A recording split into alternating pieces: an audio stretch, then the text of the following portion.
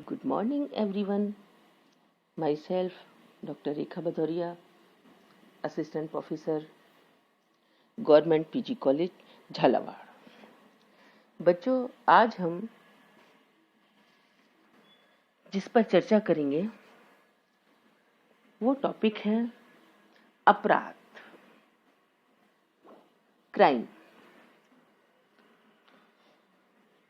प्रत्येक समाज में हर समय कुछ ऐसे व्यक्ति मौजूद रहे हैं जो समाज द्वारा स्वीकृत नियमों, आदर्शों के विपरीत व्यवहार करते हैं।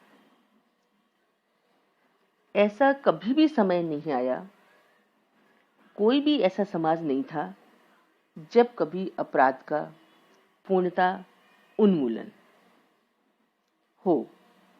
ये सिर्फ एक कल्पना मात्र है। हम देखते हैं कि अपराध के जन्म की कहानी समाज के जन्म के साथ ही जुड़ी हुई है। अतः जब तक समाज रहेगा, अपराध भी उसके साथ ही रहेगा। हाँ, ये बात अवश्य है कि इसकी मात्रा कम या ज्यादा हो सकती है। कि जब समाज में सामाजिक व्यवस्थाएं अच्छी हो जाती हैं, लोगों की आवश्यकताओं की पूर्ति आसानी से होने लगती है, तो इसकी संख्या कम हो जाती है। और जब कुछ इसके विपरीत परिस्थितियां उत्पन्न हो जाती हैं, तो क्राइम या अपराध बढ़ जाते हैं। अब हमारे बीच में ध्यान देने योग्य बात यह है कि समाज के विकास और उसमें जटिलता की वृद्धि के साथ साथ ही अपराध की दर भी बढ़ी हुई है। यह बात तो अमेरिका का तथा अनेक अन्य देशों के उदाहरणों से प्रमाणित होती है कि जो अपराध है वो अमेरिका की गणना विश्व के सबसे ज्यादा विकसित सभ्य देशों में मानी जाती है। और वहीं दूसरी तरफ ये भी है कि सबसे अधिक अपराध भी उसी देश में होते हैं।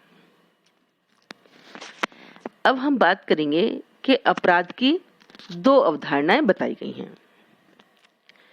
एक है समाजशास्त्रीय अवधारणा और दूसरी है कानूनी अवधारणा। तो हम पहले समाजशास्त्रीय अवधारणा की बात करेंगे।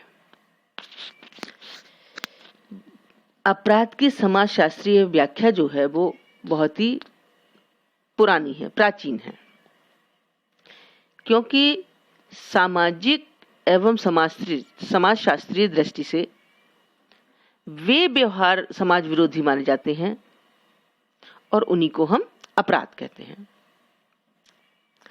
समाजशास्त्रीय व्याख्या में अपराध की परिस्थितियों पर अधिक जोर देते हैं और हम यह जानने का प्रयास करते हैं कि वे कौन-कौन सी परिस्थितियां हैं जो व्यक्ति को अपराध करने के लिए प्रेरित करती हैं।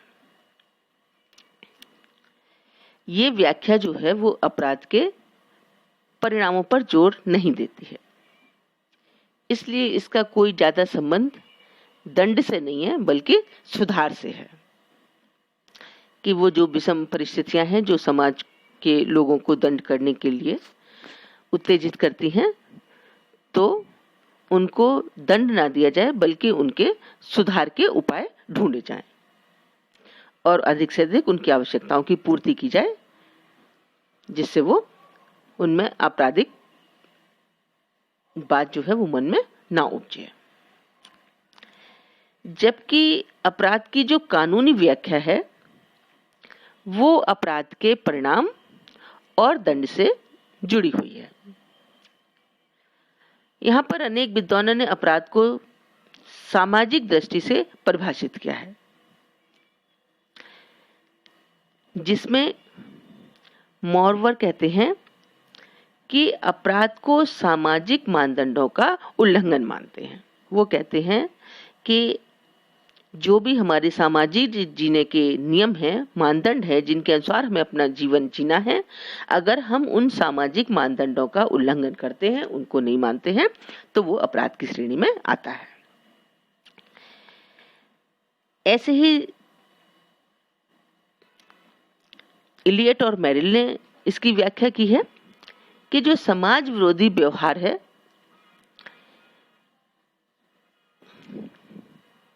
जो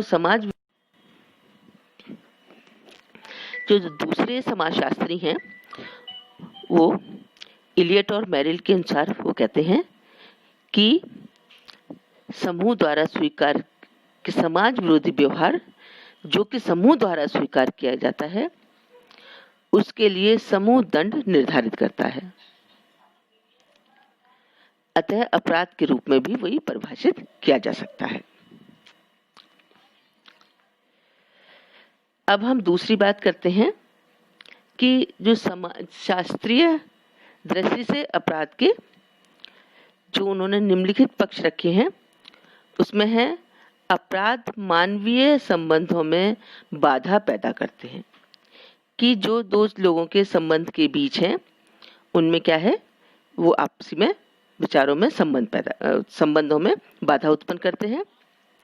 दूसरी है अपराध का निर्धारण जो प्रचलित और सामाजिक मूल्यों एवं आदर्शों के आधार पर होता है, वे कार्य को सामाजिक मूल्य एवं आदर्शों को तोड़ते हैं और वे अपराध कहे जाते हैं।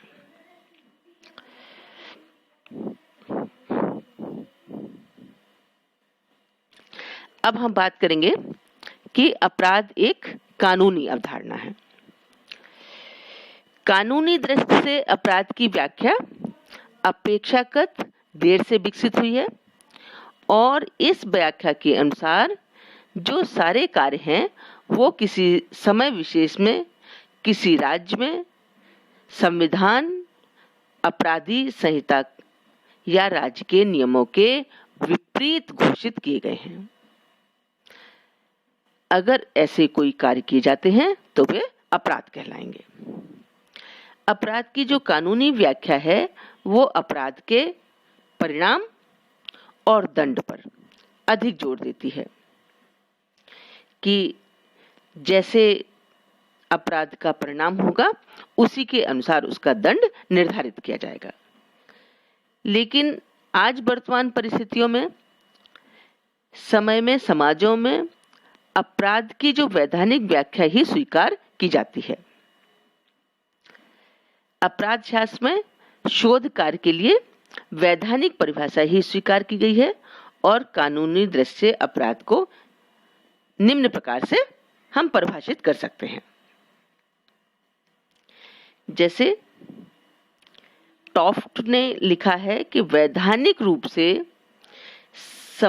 अपराध एक ऐसी क्रिया है जो कि कानून के अनुसार दंडनीय है। मतलब जो कानून है, जो विधान है, उसके अनुसार अपराध एक ऐसा काम है, ऐसी क्रिया है जो वैधानिक रूप से करने के लिए मनाही है और अगर कोई करता है तो वो कानून के अनुसार कैसा है, दंडनीय है। उसके कार्य करने पर उसको दंड मिलेगा। दूसरा है मॉवरर की परिभाषा। वे कहते हैं कि अपराध वह कार्य है जिससे कानून का उल्लंघन होता है, कि मतलब अपराध उस श्रेणी में अपराध है वो है अगर कोई किसी का कानून का उल्लंघन करता है, कानून को तोड़ता है, तो इसका मतलब है कि वो क्या कर रहा है, अपराध कर रहा है। अब तीसरी बात है जो कानून की अवधारणा है, जो इसकी कानूनी अवधारणा है, उसकी विशेषताओं को हम देखेंगे कि भारत में जो कानूनी अवधारणा है उसके लिए प्रमुख उसकी 6 विशेषताएं हैं। जैसे हम मानते हैं कि केवल वे ही कार्य या व्यवहार मनुष्य के अपराध माने जाएंगे जो किसी देश के प्रचलित कानूनों को तोड़ते हैं और अपना आचरण कानूनों के विरुद्ध करते हैं। और जो कानून का निर्माण है वो सार्वजनिक हित के लिए किया जाता है, उससे व्यक्तिगत हित का कोई मतलब नहीं होता। अतः कानूनी दृष्टि से अपराध ऐसा कार्य है जिससे संपूर्ण समाज या समुदाय को हानि पहुंचती है। अगर किसी व्यक्ति विशेष को व्यक्ति की हानि पहुंचाना नहीं है, अगर उससे किसी समाज को या प्रचलित कानूनों को तोड़ता है तो वो कानूनी दृष्टि से क्या है, अपराध है। अब जो विशेषताएं हैं उसका नंबर फर्स्ट है कि अपराध किसी भी समाज में एक समय में विशेष प्रचलित कानूनों का उल्लंघन है। कि जो अपराध है वो चीज है जो समाज में एक विशेष समय में अगर कोई कानून का प्रचलन है, कोई कानून बनाया गया है, अगर कोई व्यक्ति उस कानून को तोड़ता है तो वो कार्य उसका अपराध कहलाता है। लेकिन हो सकता है वही दूसरे समय में अपराध नहीं हो। जैसे जब हमारी कोई शराबबंदी होती है, शराब पीने के विपरीत कोई कानून लागू होता है, तो उस समय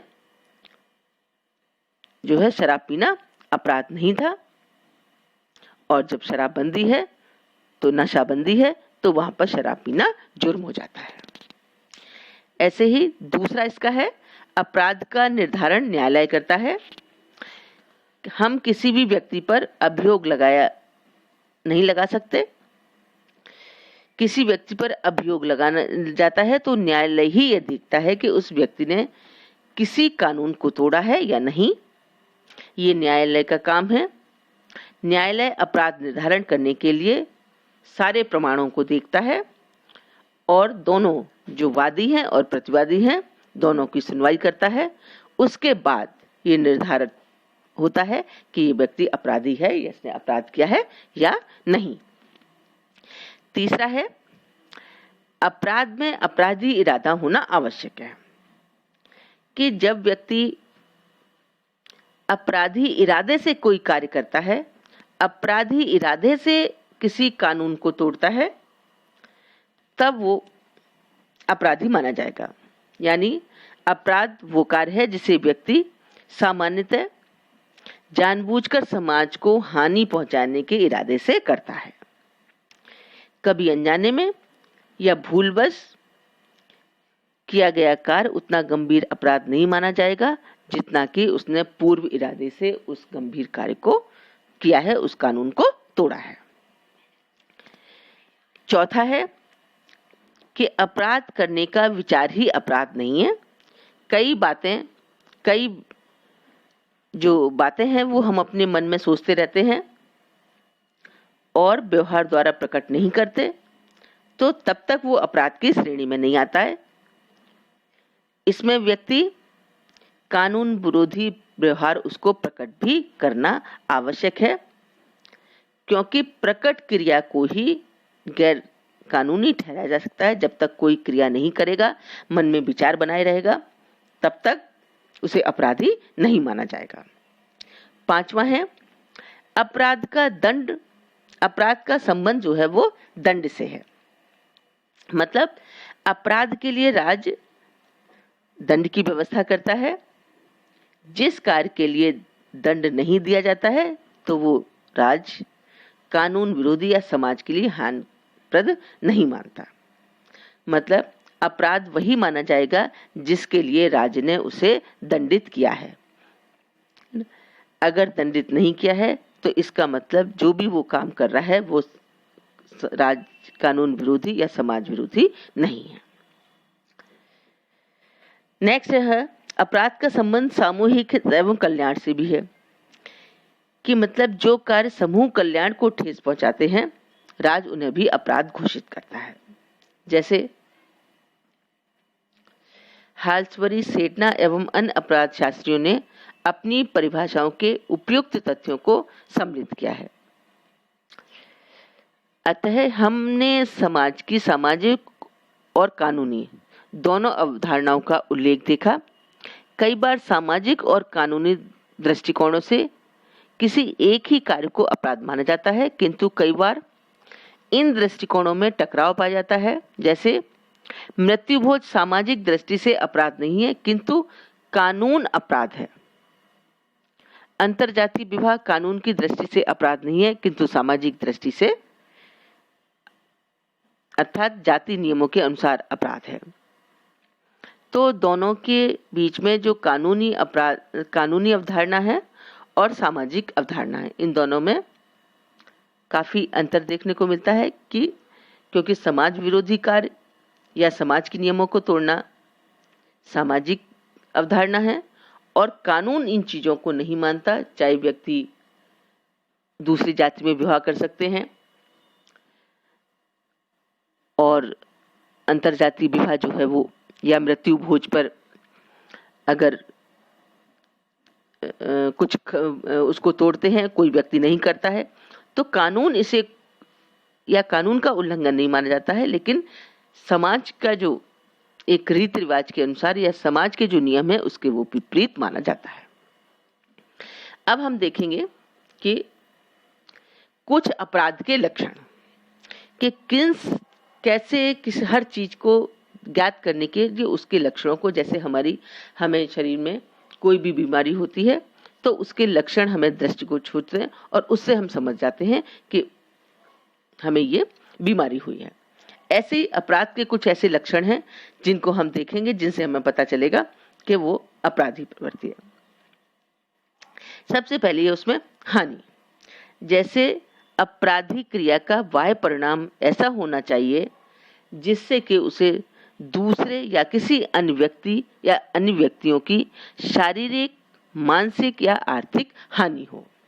मतलब किसी भी व्यक्ति ने ऐसा कोई कार्य किया है जिससे किसी एक व्यक्ति को या कई व्यक्तियों को या तो शारीरिक कष्ट पहुंचा है या मानसिक कष्ट पहुंचा है या आर्थिक हानि हुई है, तो इस प्रकार अपराध में समाज को क्या होता है, नुकसान होता है। दूसरी है क्रिया। हम देखते हैं जब कोई व्यक्ति अपराधी क्रिया ना करे और वो केवल अपराध करने का विचार जो है वो अपने मन में रखे, तब तक हम इसे अपराध नहीं मान सकते, ना ही कोई उसे कानून अपराधी कहेगा। अपराध के लिए सबसे पहले सोच लेना पर्याप्त नहीं है। सोच के साथ, इरादे या विचार के साथ उसे क्रिया के रूप में बाह्य प्रकाशन भी आवश्यक है, क्योंकि अपराध का संबंध क्रिया से है। अगर व्यक्ति अपराधी क्रिया नहीं करता है तो वो अपराध की श्रेणी में नहीं आता है। अगर मन में वो कुछ भी अपराधी भाव रखता है तो जब तक उसे क्रियान्वित नहीं करेगा तब तक उसे अपराधी घोषित नहीं किया जाएगा या उसे दंड नहीं दिया जाएगा। तीसरा है कानून के द्वारा निषेध। जैसे जो भी कार्य तब तक अपराध नहीं माना जाएगा जब तक उसे देश का कानून उसे अवैधानिक घोषित ना करे। जैसे कई बार एक कार्य जो है वो समाज की दृष्टि से असामाजिक होते हैं। यदि कानून ने उसे स्वीकार किया है तो वो अपराध नहीं माना जाएगा, क्योंकि सामाजिक कानून अलग हैं और वैधानिक कानून अलग हैं। और आजकल जो हम देखते हैं कि सामाजिक कानून जो हैं उनका महत्व कम हो गया है। सिर्फ उसी बात पे ज्यादा जोर दिया जाता है जो कानून द्वारा निषेध है। जो समाज द्वारा निषेध है उनका महत्व अब नहीं है। तो वो कैसे होने चाहिए कि कानून द्वारा निषेध होने चाहिए। जैसे यदि कानून ने उसे स्वीकार किया है तो अपराध नहीं माना जाएगा। जैसे अंतरजातीय विवाह जो है सामाजिक दृष्टि से साधारणतः अनुचित माना जाता है, क्योंकि ये एक सामाजिक नियम बना हुआ है कि हर व्यक्ति को अपनी ही जाति में विवाह करना है, किंतु कानूनी दृष्टि से अपराध नहीं है। उसने सब धर्मों को, सब जातियों को समान माना है, इसलिए कोई भी व्यक्ति कभी भी किसी धर्म को अपना सकता है, किसी भी जाति में विवाह कर सकता है। इसलिए तब तक देश के प्रचलित कानून ही किसी समाज विरोधी कार्य को अपराध घोषित ना करें, तब तक उसे अपराध की श्रेणी में नहीं माना जा सकता। चौथा है अपराधी उद्देश्य। मतलब अपराध निर्धारण में अपराधी उद्देश्य एक महत्वपूर्ण पहलू है। जानबूझकर इरादतन किया हुआ कानून विरोधी कार्य अपराध है। अनजाने में, बिना किसी इरादे के, किसी भूल से कोई कार्य हम कर देते हैं तो उसे अपराध तो मानते हैं, किंतु उतना गंभीर नहीं जितना कि वे पूर्व इरादे से व्यक्ति कोई इरादा बनाकर किसी कार्य को करता है।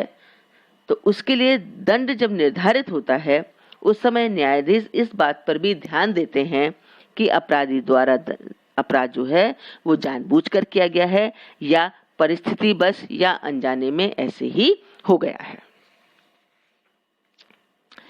अब नेक्स्ट है उद्देश्य और व्यवहार में सहसंबंध। मतलब जो हमारा अपराधतन उद्देश्य था या जो हमने व्यवहार किया है, उसमें क्या है, दोनों के बीच में एक संबंध होता है कि अपराध के लिए अपराधी उद्देश्य के साथ ही क्रिया का होना भी आवश्यक है। उद्देश्य विहीन क्रिया या क्रिया विहीन उद्देश्य अपराध नहीं माना जाता। दोनों का प्रकाशन साथ साथ होना आवश्यक है।